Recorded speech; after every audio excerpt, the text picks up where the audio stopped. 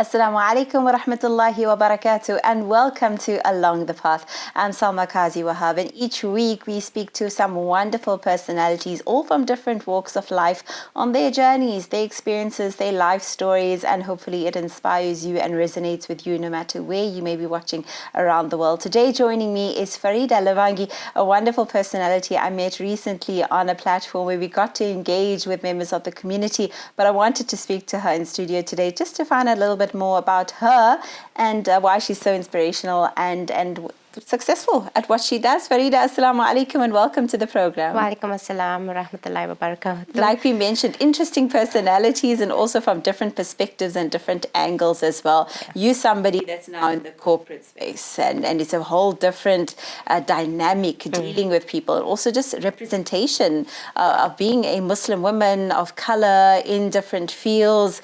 But also, what do you think about actually getting there? You've seen the video, people talk about privilege, people talk about how some have it easier than others. You look at racial demographics, you look at so many different things, circumstances that actually allow you to project yourself or grow in a certain field. Do you feel there's such a thing as generational wealth that could necessarily help people, contacts that could help people, especially when it comes to the corporate space? I think so. So just a little bit about myself. So I don't come from a very, I mean, I won't say we were not poor, but we were not like wealthy. I mean, my dad worked to put us through school and to put me through to university and things. So obviously he worked very hard to get me to where I am, and I have to be grateful for that.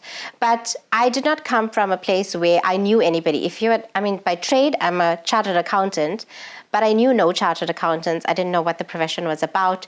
So I knew nobody. So getting into articles, getting into a big firm was solely on me, solely on my merit, my academics, how I came across in the interviews.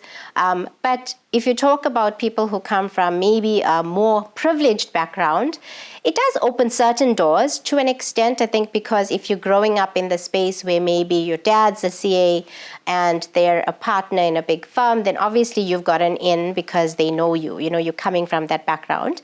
But that being said, I think there's still room for people like me who's got no background of going into it. If you work hard, you can actually achieve those goals. I spent a big part of my life in corporate, 10 years at one of the big firms, and it was a transition. I think in my intro to you, I was saying that my time there really grew me. It molded me as an individual, professionally and personally, because there were skills that I learned working with different individuals. I mean, you're working with different races, different religions, different backgrounds. Even if you're looking at other Muslims with you, you're working with different backgrounds, and it molds you. So you learn to adapt. You learn to apply some of the skills that you've learned at work in your real life, you know. So 10 years there really grew me, and since then I've taken my journey in completely different paths. I decided to step out of commerce and corporate and go lecture, just so I could spend time with my kids. And then I came back into corporate, you know. But I think the skill set I got and the values that I learned while working in those initial years in my career has obviously helped me now in the second stage of corporate, I would say. I actually call it my second stage of corporate because I took a hiatus. I took a 4-year gap where I was at home working shorter days, shorter weeks, but spending time with both my kids. You know, I had my daughter, so I think she got the bulk of my time because she was 7 months when I started lecturing again. But by that, and with lecturing, it was like a 3-day job, you know, so I got to spend so much time with them, which I'm grateful for. I think it helped them, helped me, and then it rejuvenated me for like the second phase of when I went back into corporate. But let's just rewind a little bit to where you started talking about the adaptability. And you mentioned working with the different race groups and being in that environment. Now, what is your impression of the current dynamics in our society with the ability for the younger generation to actually adapt, or the older generations to actually adapt? You find so many people now, your matriculants, your class of 2025, are they able to actually adapt in environments like that? Do you find people still sticking to safe careers where they don't have to necessarily interact with other people? What are your thoughts on that, and actually your journey and your identity? Okay, so I think if you look at the younger generation, there definitely is a big change compared to when we were studying or when we started working. I mean, if I think now, a simple thing like picking up the phone and phoning somebody as opposed to texting them is a challenge for certain people. And we see it with the younger staff that we are employing because they're very comfortable behind their computer, but ask them to go and face the client and ask them something or to challenge the client on something face to face, they do tend to struggle with it. I think it's also obviously experience. That's something that comes with experience. But I do think, I don't know whether it's just the generation because they are so on their phones or on their devices, the human interaction is where they struggle with. We definitely seeing that. I think as you employ slightly more experienced or older staff, more mature staff, you do find that they're able to handle that a little bit more better because, they're used to speaking to people, seeing face to face with people. I mean, for me, I would rather pick up the phone and call you as opposed to drafting you an email because sometimes in an email things get lost. 100%. Your tone may come across wrong and the person may just miss the whole point of the conversation, whereas if we just phone them, it's a lot quicker.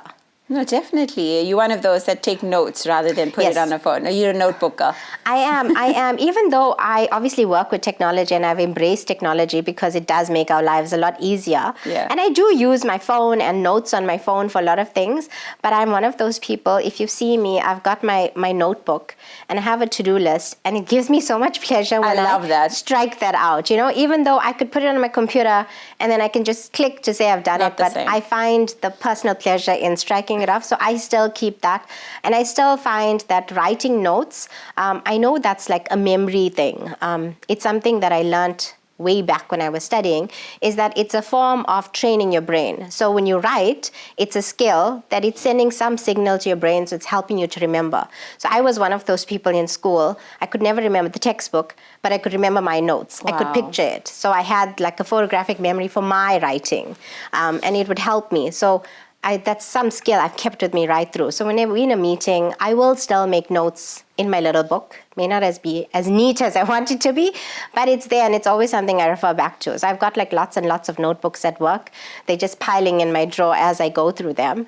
So I think those sort of skills, obviously it's something that's been with me. I don't think I'll ever get rid of that note-taking skill of mine. Who would be some of your most impactful influences in your life? Would it be your parents? Would it be family members? Maybe somebody senior that worked with you that you felt really had an influence or shaped you? Okay, so if I have to talk from a personal point of view, at home, I would say my dad is one. He was never in a position to study. He was very intelligent, but because of family circumstances, he got into university, but he had to start working as soon as his matric results came out. And he worked pretty much most of his life. He supported his brothers and their families, and then his sisters, and then obviously looking after us. So I think for me, the hard work, the ethics that he had, working, he was never that type where like he would just call in sick for no reason. He was at work 6:30. So I think his work ethic, that's something that stuck with me. And another role model, which I never thought about as a role model growing up, was my granny. So she worked till she was 80. Wow. But I didn't even know she was 80 at the time because she looked really good. But she was a widow very young. I think maybe 35 she was a widow. She had like 4 kids. And she brought up her family. And now we're talking about like what, 50, 60 years ago, at a time when Indian females were not the breadwinners in their homes. And she brought up her 4 kids on her own just by selling biryani every week in Clarewood. Wow. That was her business. It was a 1-day-a-week business. She used to do some sewing, I think, as well. But the biryani became her business. So much so that she was so successful that she was able to go overseas. Every year she would go on holiday and I would see, oh my God, she's going to Switzerland and she's going for Umrah all the time and she's going to India. She was going to all the places that, like... Just on biryani? Yes. just on that biryani. And there were skills that we had to learn, because if you were at your granny's house the day before, you were answering the phone and taking the phone orders from people. And people used to come from not just Clearwood. So she was well known, and she did that business maybe 50 years. So I think I didn't realize, it was only like maybe 2 years ago, I had to talk about something. And I thought back to growing up, and I'm like, she actually did motivate me and show me that you can be independent and you can do things and still be a mother and still be there. I mean, she was working till 80. She had a stroke at 80. And then she obviously couldn't do the work after that. Then my mom took over. And then my gran lived with us. She actually lived 19 years past her stroke. Wow. So she was like 99, almost 100 when she passed away. And then my mom took over the business, and then my mom used to do like catering on the side while she was still well. And then her health deteriorated. So I think the two of them have obviously shown me that, you can do so much for your family. You don't have to be educated to do it. And we see that now, obviously, with a lot of home industry where ladies are doing their things, making the things that they were feeding their families with, and now they are supplying people, because obviously we're more modern now. We don't have as much time to maybe make everything that we want to. So we are utilizing these home industry people. So I think those were two people. And then in my time at, I don't know if I can mention, so I worked at PwC. That was where I did my articles. And I spent almost 10 years there. There was one audit partner that really molded me. And I have to mention his name is Mr. Abdul Isak. He was, I think, very instrumental in my career. He molded me from my very first few days in articles all the way through to when I left. So I actually resigned just before he retired, around the same time. And I think his retirement was one of the reasons why I was like, okay, I think I need to move on to the next chapter now. So he was very instrumental in my career professionally. SubhanAllah, so much to unpack, so much from what you just said now that I said, oh boy, we need to go more deeper into that, and that biryani recipe as well. We speak more to Farida Lavangee on the other side of this. Assalamu alaikum wa rahmatullahi wa barakatuh. I'm Salma Kazi Wahab, and joining me in studio today is well-known personality in Durban, Farida Lavangee. Just before the break, we were touching on so many interesting points, but I want to just go back and dig a little bit more into this.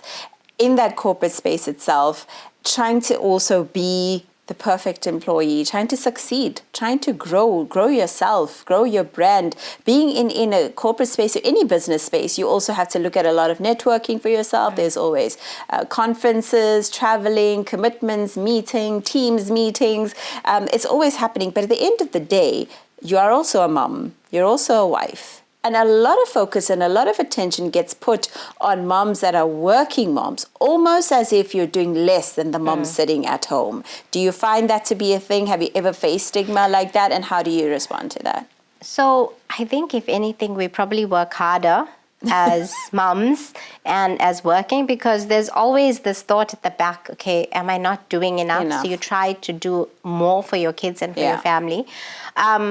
I've definitely seen the stigma. I think people assume certain things if you are working, especially if you're in corporate. I think if you are working maybe like a half-day job somewhere, they probably don't come at you as much. But I think when you're working in corporate and you're traveling for work and you've got, like you said, meetings and things, I think there's certain stigma. I mean, I got told once, and I don't know whether it was a compliment or an insult, but I was told, you're quite independent.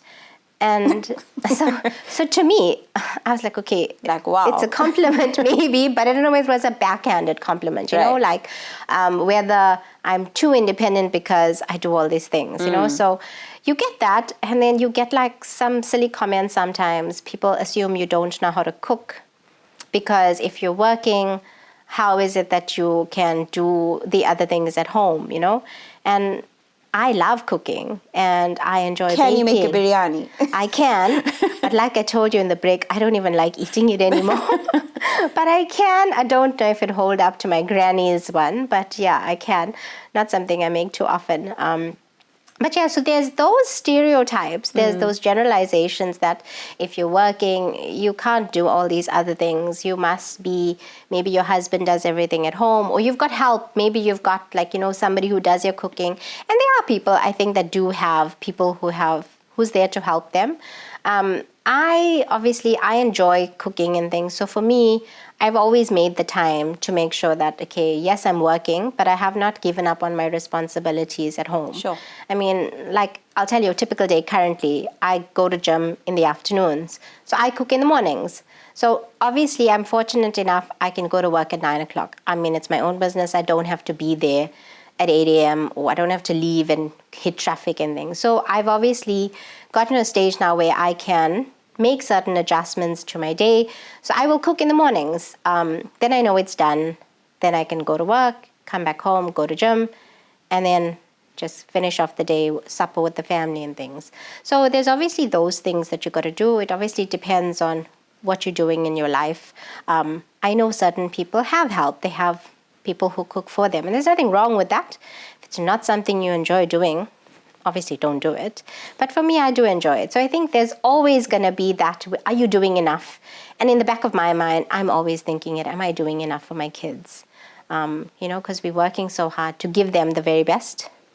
At the end of the day, it's all actually for the children. Absolutely. For their futures, their education, their stability, a stable home environment in this day and age, the cost of living, it's required. But of course, at Tawakkul as well, that you're able to provide what you can. But you touched on your fitness journey, and I think recently you joined this little club where you've got such a wonderful, you've been doing it for quite some time now, and tell us about what has that done for you? Just that gym, how important is it? Okay. I mean, a lot of our guests have shared what that does for them as women, that little bit of time, that me time. But from a fitness and a mental perspective, what has that done for you? So I joined my gym called iTrain. It's in Westville. I think it's 8-9 years now. So it's been a while. I can't actually remember when I started. But I think the best thing about it is, one, it's like you said, it's your me time. So it's 45 minutes where there's no work. There's nothing. There's your phone. My phone is usually on silent, so very rarely will I even get a call. Sometimes the calls don't work in the gym, so that's even better. So it's your 45 minutes where you can just focus on yourself. And then over the years, you build relationships with the people in your class. Yeah. And they become so if you've had a bad day, you can just vent there in a safe space. So we share a lot with everybody in the class. They've sort of become like your family as well. So, they're there for milestones in your life. If there's a tragedy, they're there for you. If it's a happy occasion, they're there for you. So it's more than just, the fitness part of it, which I think we all need to do to make that time. Because, everybody's life is hectic. And I find if you don't take the time, you'll say there's never any time to do it. But my gym is planned into my day. Obviously, sometimes there's a school function, so then you can't go to gym that day. But most of the time, I will try to arrange things so that, okay, I am available to go to gym on my days that I need to go to. And then you mentioned mental health, which obviously is a very big issue right now. I think there's a lot of people who are struggling with it. I think the gym, it does help with that, not just from the physical part, but the endorphins that you get from it. It also helps you to detach from whatever troubles you've had in the day and to just focus on that 45 minutes. Yes, sometimes you feel like you're dying. I think you also went to the same gym at one point. So, in that time, sometimes you are just trying to stay with the class and keep at it. So it does help you. I always feel better when I come from gym. I always feel like I'm so glad I took that 45 minutes out to go for the class as opposed to just sitting at my computer and finishing something off. There are times when I can't make it, but the trainer is obviously, they understand those issues. And then we always try to make up the time. Yeah, but it's definitely a community. Not something I would have expected when I said I was starting to go to gym. I didn't expect to find the community that I did. And I think that's something that Mariam has obviously grown with her is the community of the women that she has. But that just says so much about the need for sisterhoods. There's a need for, and we've spoken about this previously on the shows as well, there's a need for support. And as much as we may thrive and we may grow in our fields or whatever we may be doing, you need somebody, like you mentioned, who's there to celebrate your milestones with you. Like, what role does your partner play in this, in you growing? And now you've been in the corporate space. Now you've got your home business and you sound like you've got all your ducks in a row here. You've got your routine. You're managing teen kids. Where does he fit into the equation? I think he's probably the biggest support system I've had. We're going to be married, inshallah. Touch wood, it'll be 18 years in December. But I think the one thing is he's always supported me. Even when it was a decision to leave corporate, something that I never thought I would have done. And we had known each other for a while. I was pregnant with my second child at the time, so we'd been married for a while as well. And the decision to leave corporate, he was very supportive. Obviously, there was a big financial implication because the salary was going to be much lower because it was reduced hours. But always being there and supporting me, even if it's sometimes not what I want to hear, which I think is the good thing, is that, he's always willing to tell me what he really thinks and not just what he thinks I want to hear. I think you can't have it where everything is going well without having a good support system. You have to have a partner that supports you, that understands you, that also motivates you and allows you to do your things, So, he knows gym is a part of my daily routine.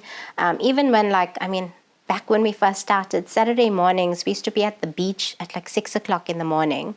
But he understood that, and he would be with the kids in the morning. I'd come back and they would still be asleep most times. But he understood that, and he never said at any time, no, you can't do this or you can't do that, So I think I have to be very grateful for the partner that I have. He's always been supportive of me. We've known each other for a long time, obviously. So that has helped. And then the support he's also given on a personal basis with my parents. My dad moved in with us after my mom passed away. And having somebody who showed my dad so much of respect and looking after him, simple things like making sure he had lunch, because he works from home. So I wasn't at home, making sure a simple thing like that, like does my dad have lunch for the day or dishing out for him, So I don't think I tell him that often, but I'm very grateful for those things that he's done. Especially that he's able to do that, and that your father's there, he's staying with you, you're able to fulfill that role, and your husband's going to care for him the same way that you would.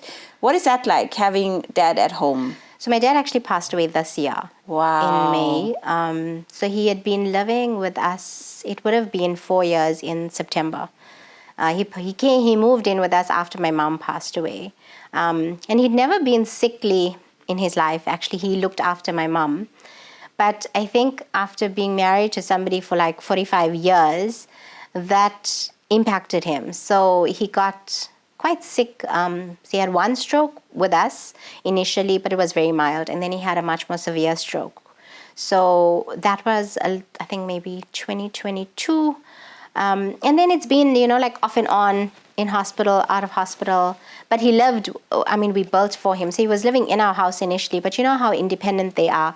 He wanted his own space, so we actually built for him. So he was literally right there, but he would eat with us and things and go out with us. But then, his health deteriorated, so he actually passed away in May this year. May Allah elevate his status in Jannah, inshallah, Ameen. And to your granny as well. Who's got that biryani recipe now? We need to know. We all have it. Can we taste it? We all have it, but not every. I think I have a cousin that maybe hers comes as close because it's outside fire. Don't ask me to cook like that. I can cook on a gas stove or using my oven, but I have one cousin. She's quite good with those things. She still knows how to cook on the fire for 100 people. Wow. Because my granny used to cook like digs of biryani. So she used to be outside in the fire. So it's passed on to one cousin. Subhanallah. Well, may Allah reward you for all the efforts and all the compassion shown to your elders as well, and all the success to you and your fitness journey as well. May you continue to grow. May I rejoin the gym one day, inshallah, as well.